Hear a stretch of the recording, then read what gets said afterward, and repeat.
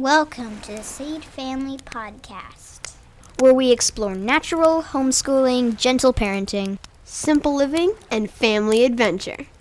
I'm Rachel Rainbolt, the Sage Parenting Coach, coming to you from the Pacific Northwest, where I live wild and free in connection with my 3 wildlings and the Papa Bear in our fixer-upper on the beach. This is episode 69, and today I'm here with Erika Brown talking about real estate. Erika is a living example of how even though the world can easily write your story one way, it doesn't have to end how society often finishes it. She turned a career as a real estate agent into a multi-million-dollar real estate empire that provides jobs and empowers the community while being a wife and unschooling her 3 boys. So join us around the campfire and let's get living the family life of our dreams.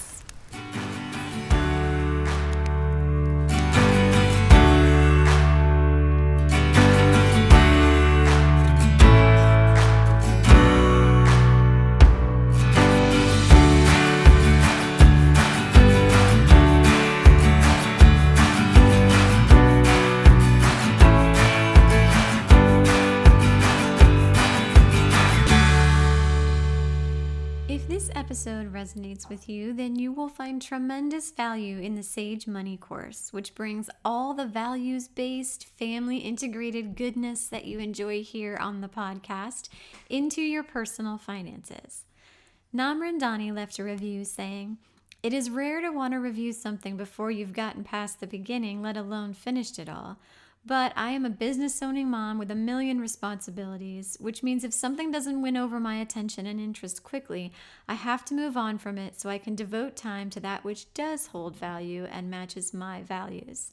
I am compelled to write this note even though I just started Sage Money, because when it comes to money, most of us are run by emotion and stress. We don't open bank accounts, we add to cart mindlessly, and bury our heads in the sand because of how we feel. Sage Money right off the bat has introduced peace and calm into my sense of finance. I feel like I can take a full breath knowing money, wisdom, and knowledge is about to come to me from a safe and loving mind. That I can exhale knowing that at the end of it all, my relationship with money won't be a tangled mess, but an intentional blend of practicality, wisdom, and an internal shift that will last. Reviews are usually written to rate and rank a product or service that has been used. This review is vouching for much more. This review is to share that the doing part doesn't feel hard already, because Sage Money heals where it matters most, your insides. I'm excited to finish, and that is a statement I never imagined saying about anything to do with money. That itself is worthy of a review and recommendation. You will not regret this step. I already don't, and I am not even done. Thank you for receiving so well what I poured into this course, Nam, and for leaving such a wonderful review.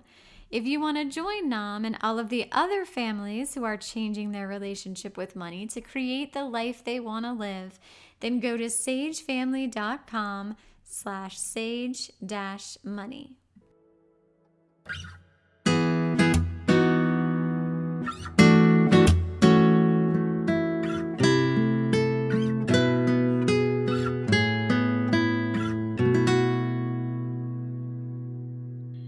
Erika is out there running a real estate empire and talking about values, money, entrepreneurship, parenting, unschooling. She's a person I genuinely want to hang out with and soak up wisdom from. And thankfully, that's basically what this podcast is for. Thank you so much for joining me today, Erika, and bringing your special brand of rebel awesomeness to the Sage family community. I am so excited to be here. I have been a Sage Family fan, and ever since I ran across your post when you guys paid off your home, and so since then I've been like all about the Sage Family. So I'm super excited for this opportunity. Yay! Okay, will you introduce yourself and share a bit about who you are and what you're passionate about? Yes, so I'm Erika Brown. I go by Erika B on the internet. And I live here in Atlanta, Georgia with my husband and 3 amazing, busy boys. I'm an unschool mom, an entrepreneur here in Atlanta. I have a real estate company with a team of agents, and then I'm also an investor. And I teach other people, specifically women and women of color, how to be investors as well. Oh, I love it. Okay, so let's start with money, sort of like the broadest stroke here that we're going to get into. How is your relationship with money different than what you see playing out for others in your community? Yes, that is a great question. So it's definitely complicated because so my husband and I, we choose to live in a low income Black neighborhood here in Atlanta, because we believe that like we are the change in our community that we're looking for. So, we decided to actually move with four of our friends that also like build homes and live in this neighborhood. And so we are in a neighborhood where we see like the effects of poverty, systemic racism, all those things like fleshing out.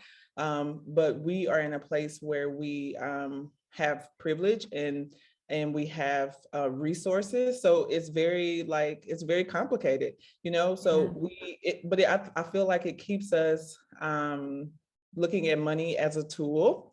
Mhm. um, and so it's a tool that we realize it's not our identity. And so it really keeps us human. It keeps us real, because, we have the opportunities we have, but we also have neighbors that we love, that we build life and share life with, that, may not have the same resources that we have. So it's a really we look at money in a very complicated way, but ultimately we look at money as a tool to, help our family and serve our community. Oh, goodness. I love that. Okay, so I mean, we have to talk about real estate. This is the meat of this conversation that I'm so excited to dig into. So I want you to tell us all the things. Like, how has real estate been a vehicle for income and wealth for you? And it's really like 10 questions in one, because it's like your story getting into real estate. I want to talk Right. about financing, Yeah. BRRRR, all the R's, Yes. Airbnbs, Burr. Not a Airbnbs, bear, the rentals. burr, but a burr. Yes.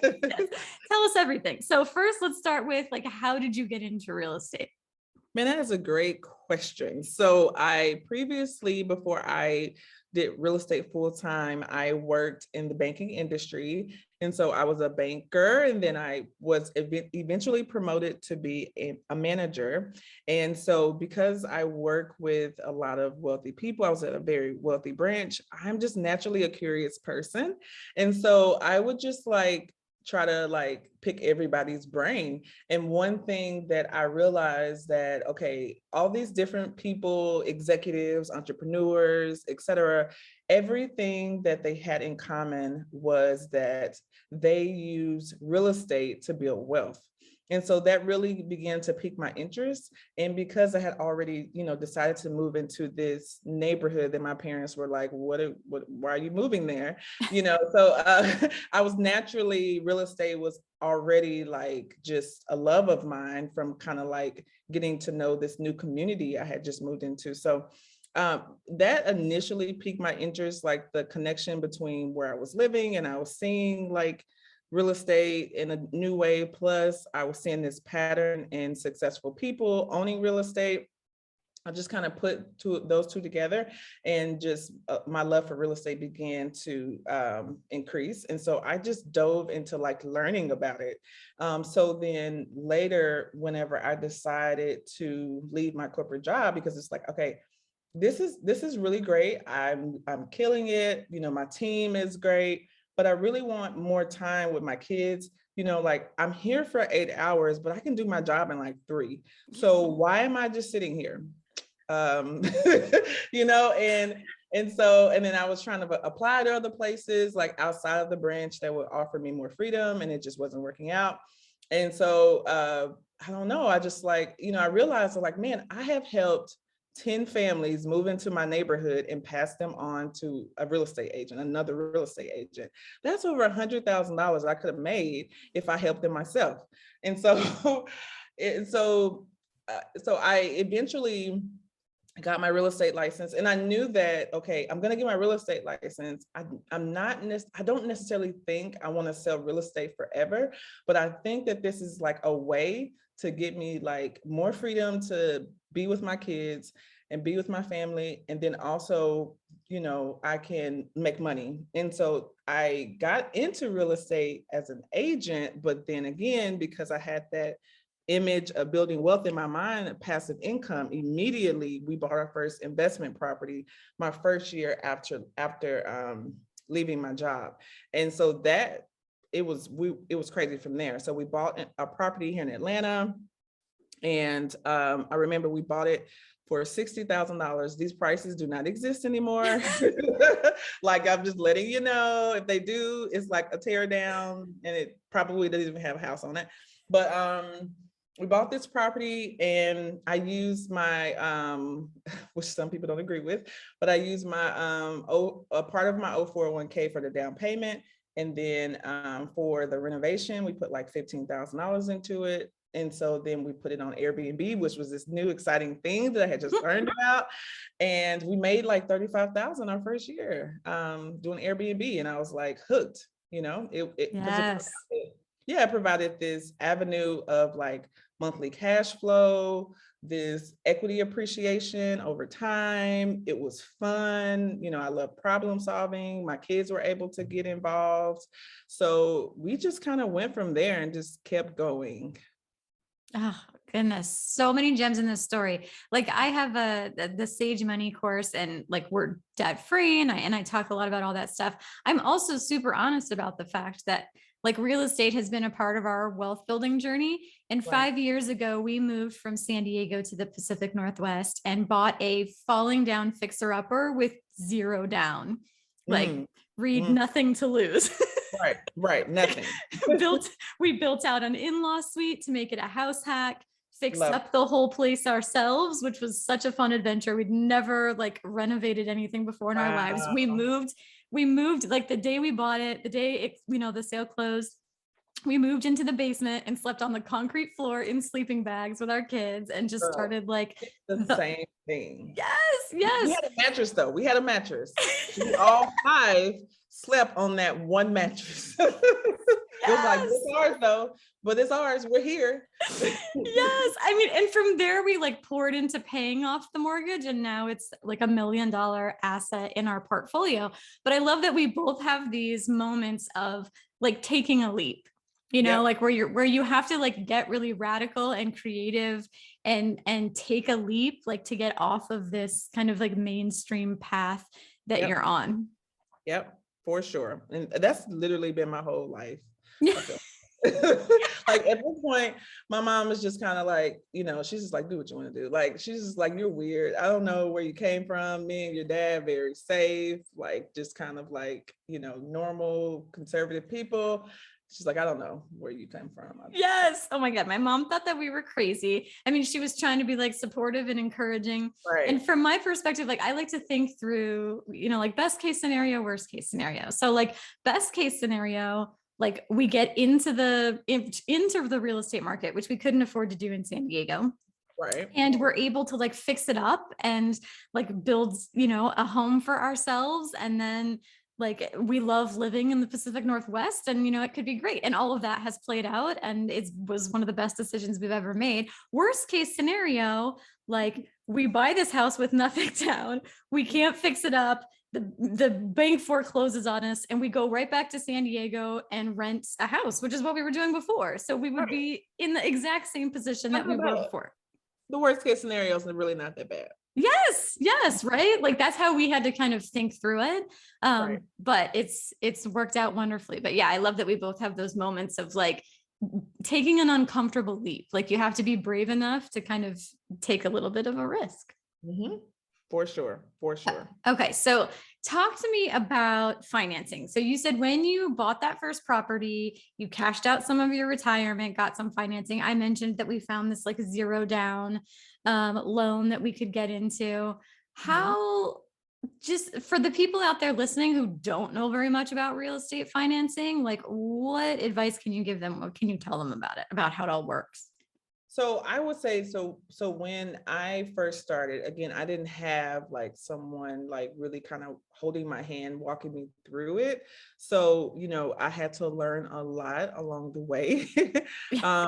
But so most people feel like, and they think like the only way is to invest in real estate is to put down 20% and buy a house. But there are so many other ways that you can do that. So like, there you can house hack like you mentioned, where you buy a home that has like additional units, or you can still house hack, but you can buy a home and you can also like create like a separate space that may have not been there, whether it's like a basement or an attic space or just some type of, you're converting, we call it conversion, and you live on one side and you rent out the other, and then your rent that you're receiving pays off your mortgage. So that's one way. Another way that is so common that a lot of I help my friends do, that helps them over time build wealth is what I call the step up strategy. And so that's when you buy a home and you use your federal programs, where you put anywhere from 3 to 5% down on your first home, and you live in it for a year, and it's just you don't even have to house hack if you don't want. It's just you. And then generally people only really live in homes like 5 to 6 years, like at most, at least their first home. And so, but you can do this strategically, where after 1 year you decide, okay, I'm going to buy another home, and then you convert your existing home to a rental property. And then you instantly are now an investor. And I've helped friends that have done that like 4 and 5 times. And I have friends that are even more strategic, where they will specifically buy a home that has a basement or alternative space, and then they'll live in it for a year, and then they'll move to the next one. And so now they go from having one home to 3 units, 3 forms of income. So that is the cheapest, easiest way to get into the investment game. But another strategy that I am helping my community learn is called the BRRRR strategy. We referred to that earlier. Yes. So BRRRR stands for buy, rehab, rent, refinance, repeat. And that is buy, I always get it messed up. This is like the perfect time to get it messed up. But buy, rehab, rent, refinance, and then repeat. And so that's basically where you can use like a home equity line of credit for a down payment, or even like a private lender or some other type of alternative form of financing. You can use it to purchase a home that just maybe needs a little bit of work, not like a ton of work, but maybe a little bit of work. Maybe I can add a bathroom here, or I can renovate the kitchen, or something like that, just more cosmetic type of work. And so you buy the home, and then you can renovate it. So you're basically what we call forced appreciation, where you are like increasing the appreciation really fast, versus like, generally you move in your home, and then over time, as homes around you sell, your property naturally increases in value. But when you renovate a property and you're like strategic about like the type of property you renovate, you could actually allow the appreciation to come much faster than just waiting for it to naturally appreciate. So Sweat equity. Sweat equity, yes. Yeah. So you buy a home, you do a renovation on it, and then you rent it out. And then here's the trick. This is what really like helped me to go from like 1 to 2 homes per year to like 7, is that so after you renovate, then you rent it out. And so then you go back to the bank and you say, okay, great. I bought this property, for example, let's say simple terms. I bought this property for $200,000, and I put, $50,000 in for a renovation. And then I rented it out for, $2,500. Okay. And then now I would like to refinance the property. And the bank says, okay. And then they refinance the property for you. And now the property is worth $315,000, and you only owe $250,000. So then the bank says, okay, great, we'll refinance the property to a new loan, 30-year fixed rate, and then we will actually pay off your current private lender mortgage or whatever. And then now the bank will give you up to 75%. So all the money that you use for a down payment that you put in for a renovation, you actually get that money back. And then you're able to have it rented out, you refinance, and you turn around and you do it all over again. Yeah, you use that money to then buy the next property, right? Yes, because a lot of times we buy that property and then we leave the money that we put into the property at the property, then we have to go back and we have to save up some more money. With this strategy, you're able to essentially recycle the same down payment over and over again for multiple properties. Yeah. So smart. Okay. Like It our took a long time to learn that though. I mean, it took me maybe like 3.5, 4 years. So that means that all the properties I bought beforehand, I was moving slower because we had to go and save. So that means, because the natural market appreciation. So we missed out on a lot of opportunities because I didn't know that information. So that's why I'm like super passionate to share this information so that more people can take advantage of it, because time is just not on our side. Yeah. I like our personal approach to money and all of that is really rooted in minimalism. I really try to make my life as simple, and my financial life as simple and efficient as possible. And a big part of that is debt freedom. And yet I am always trying to learn about all of these things because in my mind, I see it as sort of the difference between real estate as providing you a home and real estate as a source of income. If you're doing this as a business, in my mind, there's sort of a different set of rules. Right. That's very true. That's very true. Okay, yep. let's talk about Airbnbs, because I know that they are they can be a great source of income, and I know that they have been a part of your real estate journey. I also know that in some of the cities around us, there's sort of a hot button issue right now. People are trying to kind of outlaw them, and there's a lot of debate around it. Different cities are kind of landing on different sides of the issue. So talk to me about the Airbnb situation. So it's one of those things where it's personally, let's talk about it from a consumer standpoint first. I have a family of 5, you have a family of 5 Yes. too. So when we travel for more than 3 days, if we stay in a hotel, we're about to kill each other. We can't. We have to travel in Airbnbs because we don't fit in a hotel room.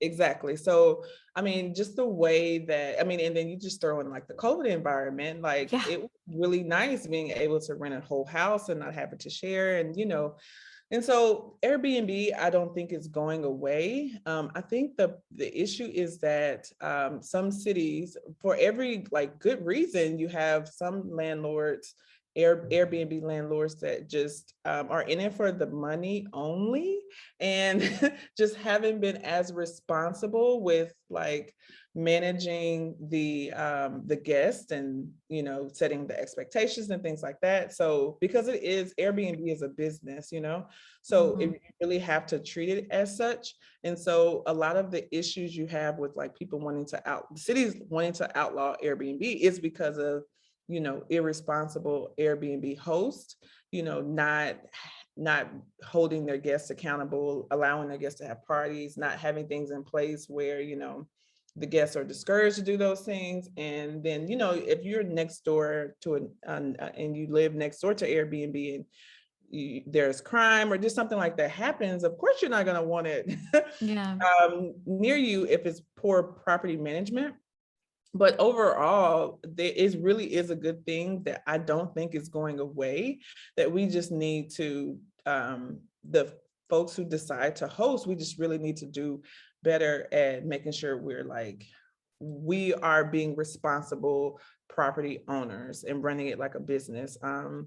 but it's a great opportunity. Generally with Airbnb, you can make like 3 times more than you would in traditional rent, but it is not passive. Yeah. Unless you hire a property manager to do everything for you. But which, I've managed for other people before, and they're like completely hands off, but that's a fee, that comes with that. But yeah, it's not passive. You have to interact with guests. Like you have to pretty much be on at all times in case you have a guest that has any issues. But it's a really great way to make money. It's a really great way to like be hospitable to people and introduce them to your city. Yeah. And so again, I don't think it's going away. It's just going to be tricky to see with the different cities, how they interact with it. Yeah. I think the Airbnb model has been hugely beneficial for our family. When we travel, we stay in Airbnbs almost all of the time, just because, like we said, there are 5 of us. Like when we were little, we could all squeeze into a hotel room and just not tell them that there was a 5th person, because usually they only allow 4 Right. from like the fire code or something. Yep. So if I'm like wearing a baby or a toddler in a pouch, like we can sneak them on in. But like my kids are teenagers, I can't sneak them into a My hotel son room. is 6'1", like, like he needs a whole bed by himself, and so it's a lot. And then sharing bathrooms with 3 boys. Whew. Whew. Yeah, and the Airbnbs allow you to like live in a community, which is a big benefit to traveling for us. Like we love that experience of getting to really like feel like we're living in this place for a period of time while we're staying there. And it puts money into like directly into the local economy. Like the locals, the natives, like the people who are living here are directly getting this money. So we like also feel good about that while we travel. No, I mean, Airbnb specifically has been huge in my family's wealth creation, like huge. It would have taken much longer to begin investing if we had, especially starting off with the traditional rental route versus Airbnb. Our first 3 homes were hosted on Airbnb. So it really was like a really big wealth generation for our family. I mean, it funded tons of extracurricular activities for our kids and all types of things. So yeah. Yeah. And like in San Diego, where we're from, my mom was a wedding officiant, and a lot of the weddings were happening in like Airbnbs in the coastal cities. And then this big sweeping like legislative change happened, and all the Airbnbs were shut down, and all the weddings for the next, and that was like there's a big wedding industry, in places like San Diego. They were all canceled. All these homes then went on the market for sale because all these people owned these properties for Airbnb. So it's such a tricky thing. Like when I look at like potentially getting into it, it's like, oh, I believe in the value of it and I use it as a consumer, and I'm so passionate about the benefits and the values. And there's that like legal legislative, zoning piece that like I have no control over, and that makes me nervous. Right. And I was just actually meeting with a friend for lunch today, or I guess earlier today. And I always say, like, I'm renovating a house right now, and I don't know I don't know if I'm going to do Airbnb. I don't know if I'm going to do long-term rental, but that's fine. Like you Either don't way. have to, it's an asset that you can use to make money, like so many different ways. So Such a good point. Yeah. Okay. And in terms of those rentals, I remember you recommended a book that I have on my Kindle. What's about managing rentals, like being a property manager? Yes. There are lots of them, but there is one book that I read this year that was so good. I was like sending my operations manager Slack messages at 3:00 in the morning, like, hey, whenever you log in, read this chapter. It's called Landlord on Autopilot. Yeah. So good. Yeah. Did you read it, or did you read it? I'm like halfway through it. Okay. What do you think? I think like the wisdom in it and the gems are so good. Like his personal like demeanor is off-putting, but since you recommended it, I'm reading it in your voice and putting your face on his voice. So there are a few books will recommend that I don't agree with their personal values. Yes.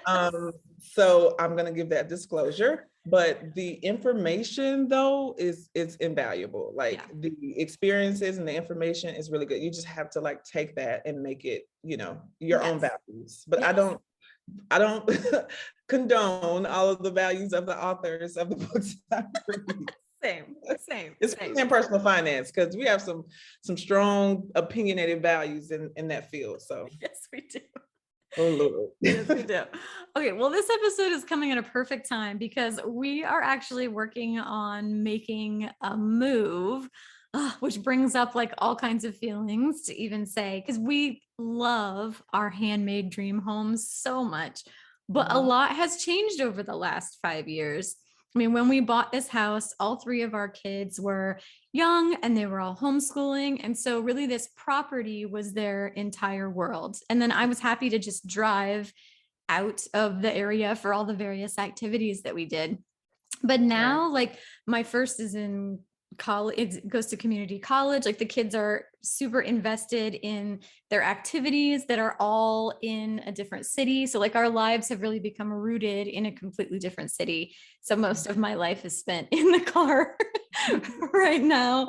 So we're wrestling with so many real estate decisions, really trying to design the best path for us. And it's tricky. Like I'm really always like trying to stay in alignment with my values and looking at the different options, but there are just so many decisions. It's difficult to figure out. Like, for example, even the decision of like, ideally we would buy the next house first and then sell this. But when I run all the numbers, all these different ways, it saves us way more money if we sell this house first and then buy the next house. But then there's the risk of like that gap, like how long will we be without a home? How long will it take to find a home? Right. It's just tricky. It's hard. So whenever I'm helping someone think through that, because that is so very hard, a decision to make that, there's no book that's going to like tell you, what to do. It's really a personal family's choice. And I always say each family needs one or two things. They either need physical security or financial security. So what I mean by that is they either need, like, it's really important. We need to know where we're going to be, right? And if the family is saying that, then that's saying, okay, you need physical security. If the family is like, it's more important to like, I'm flexible where I live. I can live in Airbnb. I can live X, Y, Z. It's more important to me to know how much money we're going to be working with before we make the next investment. Like how much money we're going to sell our home for is more important for me. So that means that family needs financial security. And so then I say, okay, so you need to sell your home first, and then we'll figure out some short-term options. So we just have to figure out what that looks like for you. Oh, the way you laid that out is so helpful. That's like basically what I've been like circling around. In addition to like, we could rent this house out, we could Airbnb this house out. But the way you laid it out is so helpful. That's totally how it's been feeling. And we've been kind of negotiating that among the various family members. We in general, we're way more the like financial security. And as long as we're together, we're home and we're fine and we travel a lot and all of that. But this is the first time ever where my kids are hesitating a bit on that uncertainty, which they never have before. Like they've never really, like they've always been game for whatever. So I'm trying to like work through like what are the, again, like, right, like what are the fears? What are, how can we make plans around those so that everybody feels good about this? It's certainly a process. For sure. It is a process. I know you guys will get to a good place where everyone feels peace about what to do. So you'll get there. You're on the right track. Thank you. Okay, let's talk about entrepreneurship. So what are your best tips for entrepreneurs? Man, okay. So especially as moms who also entrepreneurs, we are like the natural CEOs of our homes. So it's Yes. a really, it's a good like skill set to transition to entrepreneurship. But my biggest thing I would say is it's kind of similar to what you're doing now. You guys are making this upcoming decision. You're talking about it. You're making sure everyone feels comfortable. I definitely feel like in the beginning phases, when you're starting something, you're going into entrepreneurship, you need to do that as a family. Everyone needs to kind of know what's happening, be on agreement of like, hey, I don't know what it's going to look like, but I know, while I'm starting this new thing, it's going to be a learning curve, and it may be kind of hard in this season. I may be a little bit more like, focused on this opportunity, this business. But my goal to you is to, as soon as I can, I'm going to loop in help and build a team. So I feel like, people will say to me all the time, how do you run a business and you homeschool your kids? I'm like, I have a team. I'm not selfish where it's like, I want to make all this money and keep it for me.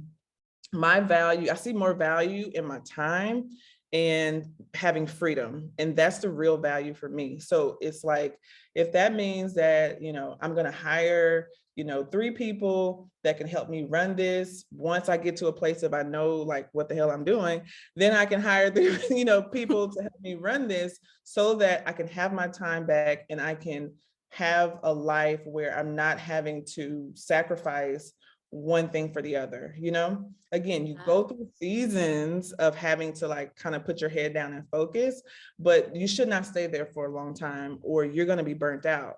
And it's not going to last for a long time, and so I would say get your family on board and then set up a plan to, as soon as you can, begin to bring in and hire help, and know what the help may not be perfect. They may not do it the way you want it to be done, but eventually they will. As moms, we have a hard time like delegating. Well, Yes. if they clean the kitchen, it's not going to be cleaned the way I want it to be cleaned. Well, they got to learn to clean the kitchen. And it's the same way with employees, Ooh, I love that parallel. Yeah. So now, I have my schedule. We are unschoolers, but we have a routine. And it's like, it's on my calendar and no one's calling me, telling me to do XYZ because they know on Thursdays we do field trips, And so that work, that investment that I put in on the front end with my team allows me to still pursue things I'm very passionate about, but then also allows me to like be with my family and, and be involved and, help facilitate my children's educational experience. So I love that parallel, because in the bucket system course, like a huge foundational piece of that is that as mothers, we are often leaning too far forward. Like we're often taking up too much of the space, doing too much of the work. And we need to kind of lean back and give our kids the freedom to grow into competence in all of those different areas, right? Just like you said with the kitchen, like, well, it's going to get done right if I clean it. Then your kid's not going to learn how to clean a kitchen. Right. And then they're going to become adults who don't know how to clean. Yes. And we've seen those adults. I never thought to translate that to running a business. So I love that parallel. I have been doing this work I started this business 13 years ago when my second was born. And I just, like, as of a few weeks ago, hired my first person ever. Yay, that's so good. Yes. So I have been holding on to being like a one-woman show for so long. And you are one of those voices that has been in my ear, like, that ain't the way to grow. So like to do this, so it's going to be kind of hard, but like the curve, like the curve will just kind of be kind of straight and you'll be like, okay, is this really like worth it? But a year from now or 6 months from now, oh my gosh, you're going to be like, wow, I used to do that. And I don't do it anymore. And so-and-so is doing it and I'm providing a job and they're empowered and excited about what they're doing. And I can just focus on like growing this business. you know? And Yes. so it's really great. It's really, really great once you get there. Yes, I love that perspective you bring too about like I've always been really passionate about like supporting other mothers, particularly mothers who are living like a family integrated life. And I've always been truly like admired and respected people who have carved out those spaces, like those places where women can be the kinds of parents that I advocate and can like earn income. And so if it does, it feels really good to be able to, even in like a small way, be able to create a little bit of space for that. It feels very rewarding. Yes, for sure. You're doing a really great thing. So hang in there and just, let me know if you need any tips. Thank you. Thank you. Well, I had this amazing woman who had been a part of my community forever, who had really been wanting to like learn more about how to do what I do, like to get some more like mentorship. And so and she'd already been kind of doing some of the work of Nice. this, but without like the recognition or the money. Mhm, Like mhm. in a way that like I really wanted to recognize her for that and to compensate her for that. So like everything just sort of aligned and it felt really perfect. And now I'm in that very uncomfortable, but like that uncomfortable phase that leads to growth where I'm trying to give away more and let somebody else, kind of take this and see what they can do with it, like little bits and pieces of it. So I'm really excited about it, and she's wonderful and it's working really well, but I'm definitely having to work through some of my own stuff throughout the process. You will grow for sure. You will. But that's really great that you guys already knew one another and you at least had that relational capital. And that's another thing is really important to me. Like I hire based on character, not necessarily pure skill. I've only had one turnover in 5 years. Wow. Because of that. And so, yeah, it's so funny. Like now we're getting ready to bring on new agents, and my team is like, they want to vet them because they're like, we have a really amazing thing here, and we don't want, we want whoever comes to like really like, they're like really on me, like, who are you talking to? Or like they're interviewing me to interview them, Oh, I love it. because they just want to protect it, because it's so really Yes. awesome. So Oh that's my gosh, I love that. Okay, so hiring for character has really paid off for you and been beneficial and led to the creation of a team that like feels really good and probably works really hard for you. yes, Oh, absolutely. I love that. The next thing I'm looking to kind of entrust with someone else is actually podcast editing. So if anyone out there is a mom living this life, has a good character in alignment with our values, is also, good at podcast editing, please let me know. Yes, send her a DM. Yes, please. I love it, love it, love it. Okay, let's talk about parenting. So how do you balance motherhood and business? I know you talked a little bit about like holding the space for that time with your kids in your calendar and like letting your team know, but talk to me more about that. How do you balance motherhood and business?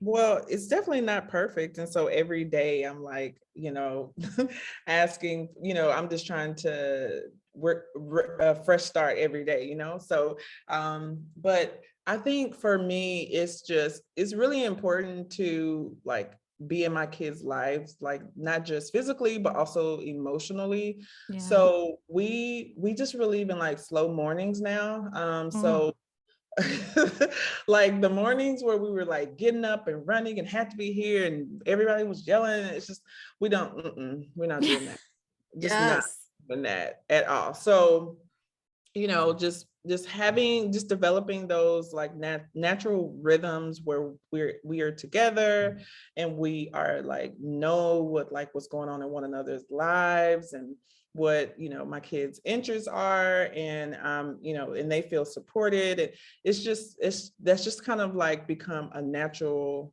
like rhythm for us. And then because we're entrepreneur family, instead of it being like, okay, here's mom's thing and then this is your thing, like we do everything together. So so that's also like been really great for us. So like my boys are like yesterday they were learning how to, you know, they were learning how Install a to light fixture. Yes, yes. And so we were at the house like a couple weeks ago and they were doing some demo and they were like, man, it would be really cool if we learned how to do this. And I was like, oh, I can arrange that. And so, and so, you know, I had my handyman do a tutorial. I didn't even know how to install a light fixture. I had my handyman do a tutorial with my boys on how to install a light fixture. And so we just do so many things together. Like today, we have a landscaping company that my husband and my brother-in-law runs, and a part of their unschooling on Tuesdays is working with my husband. And they love it. They're like, man, I've seen dad negotiate with this client and do this and do that. And so we just try to live life together.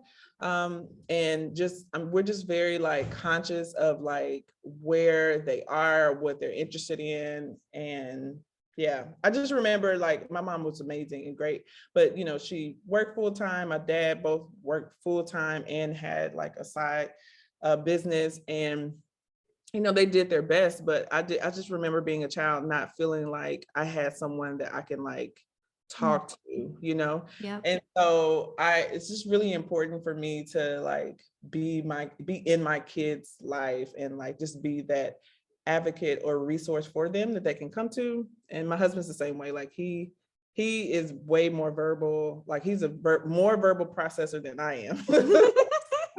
Like he's always preaching to the boys and he's always talking to them and playing the game and hanging out with them. So yeah, so our parenting style is definitely different than we grew up, and we are evolving towards, we're shedding some like old ways of how we grew up and our kind of cultural aspect of like, I'm not your friend kind of thing.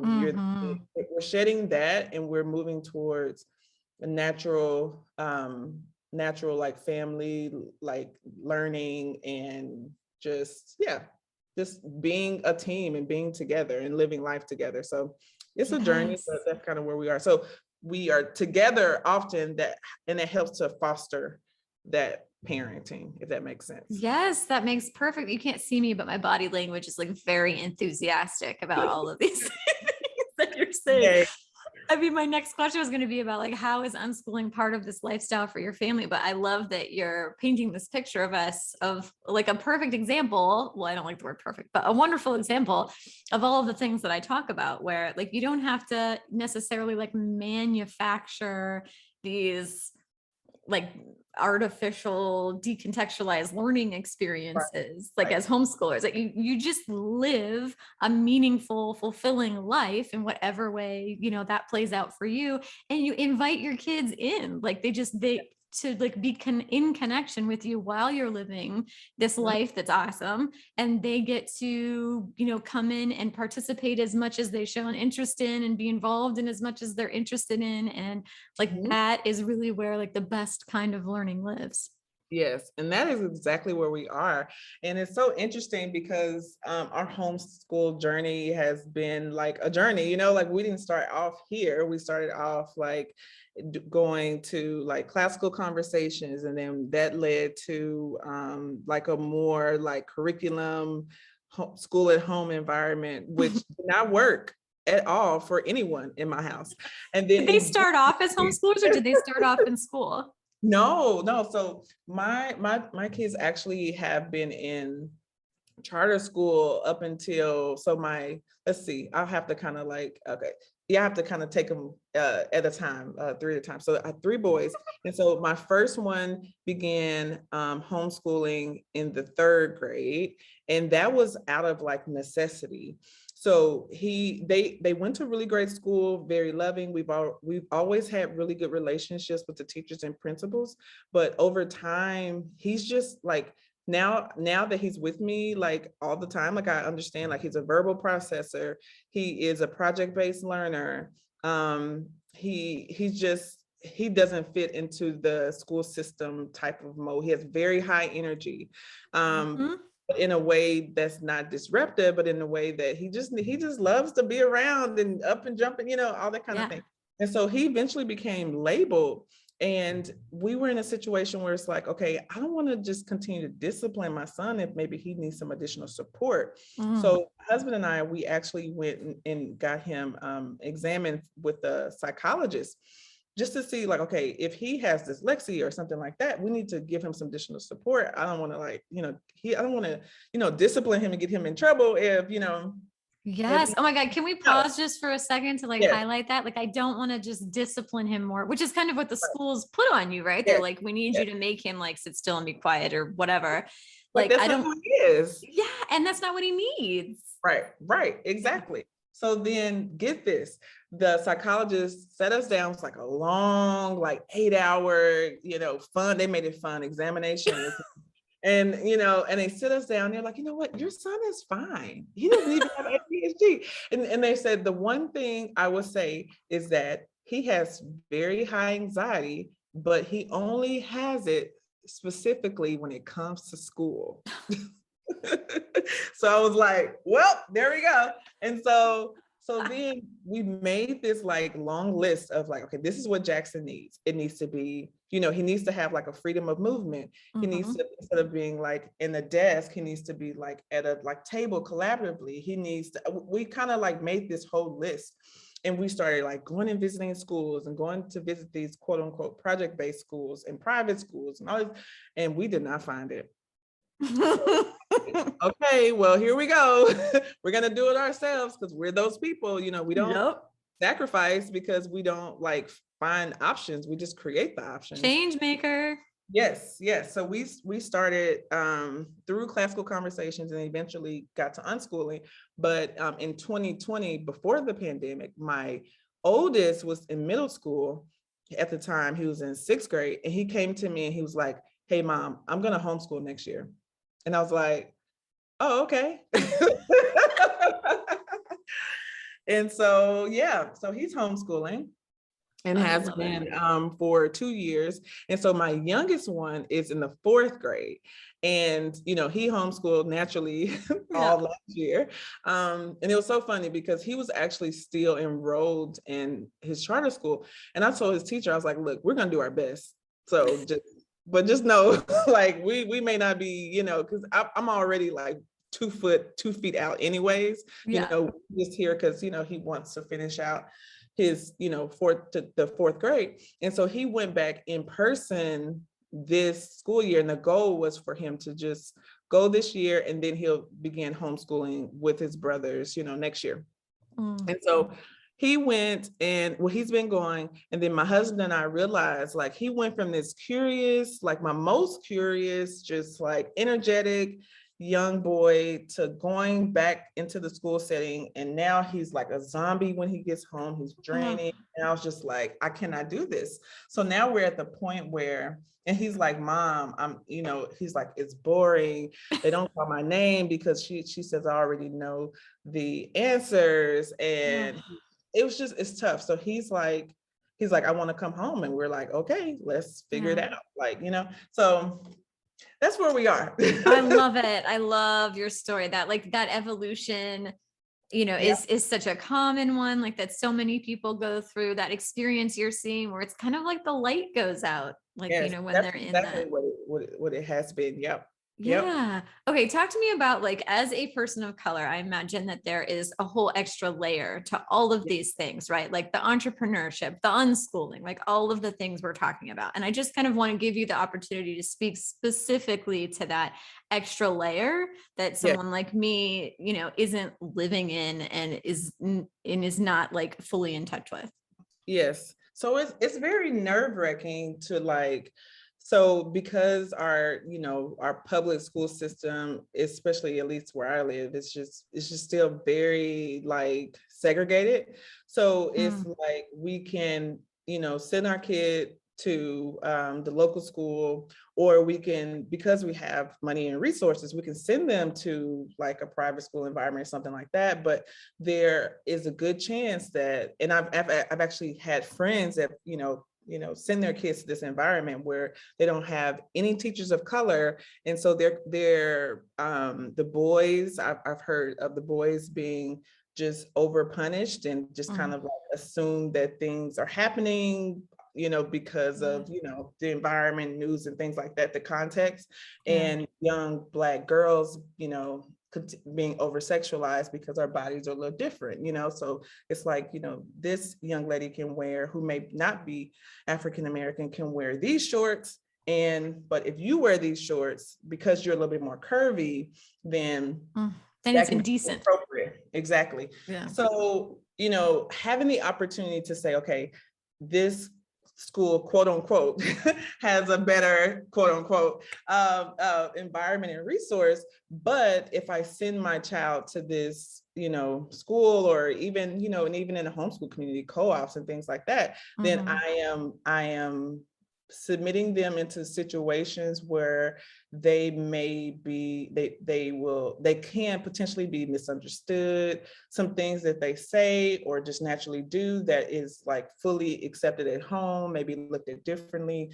So it's a real challenge. And it's really interesting because a lot of my friends who are now also homeschooling are doing that, not because of even the reasons that I have been doing it, but they are deciding to homeschool because of like the curriculum and things like that, like not being changed and like, celebrating Christopher Columbus or or not acknowledging slavery, and that people were actually held against their will and it actually wasn't a good thing. And it's a lot.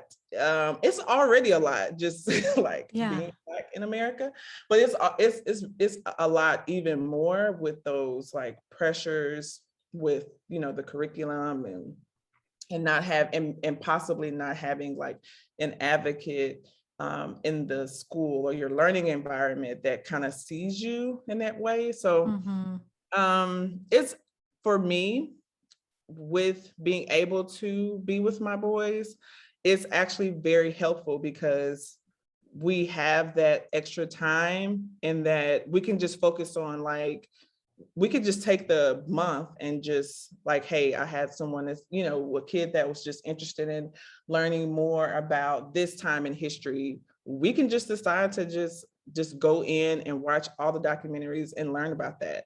And that's what we do. And so it's very helpful to have the flexibility and freedom that we do so that we can actually focus on pouring into them and like building them up. In this safe way that, one day they will go out and, it's going to be terrifying, but we'll go out in the world and, be with lots of other people. And we just trust that, we've helped them to build their identity and who they are.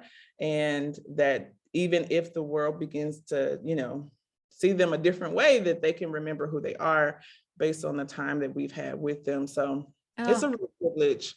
Building them up in a safe way. That is beautiful. With like the entrepreneurship and the unschooling, it's almost like, it sounds like you're kind of like getting to step outside of at least a couple of those systems of oppression that a lot of people get stuck in and can do a lot of additional damage. Right. Yep. I think so. And so it's been really great for them. And entrepreneurship specifically has just been a game changer. I grew up with watching my dad. He flipped cars.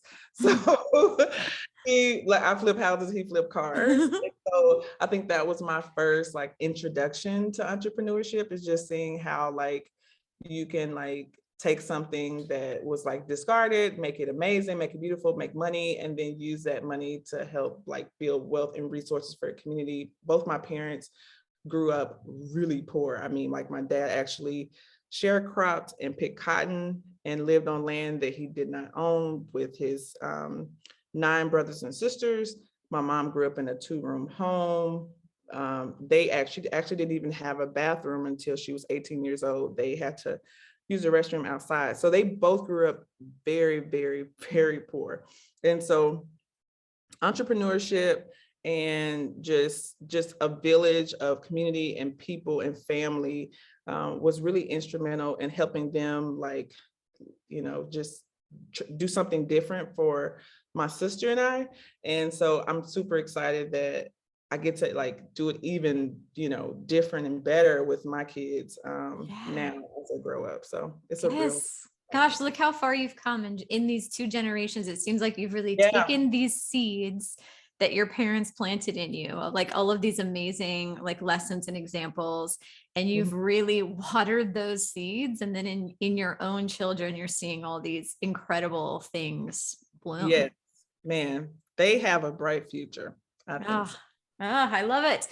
Okay, let's move into our Q&A. So I asked the Sage Family Village what questions they had about real estate, and Noelle wants to hear your thoughts on the current real estate market. Like, do you have any advice for people looking to buy or sell in today's very hot sellers market?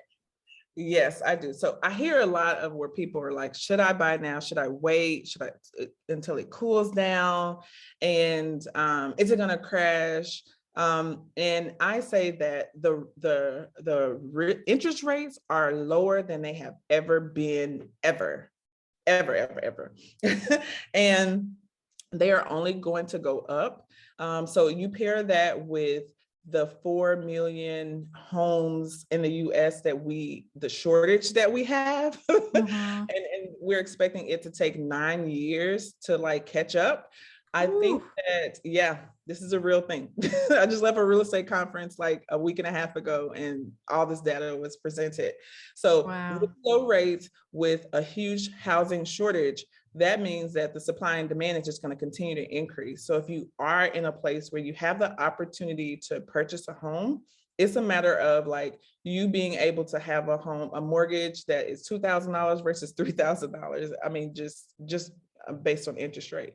So I definitely say, yes, buy a home now. And if you're in a situation where you could potentially sell your home, it can increase your financial situation, or it's just something that you've been kind of thinking about and it's going to help you to like get to the next place, then absolutely, sell your home. The biggest thing I think the reason why we have such a like housing shortage is that people are hesitating selling because they don't know where they're going because the market is so competitive.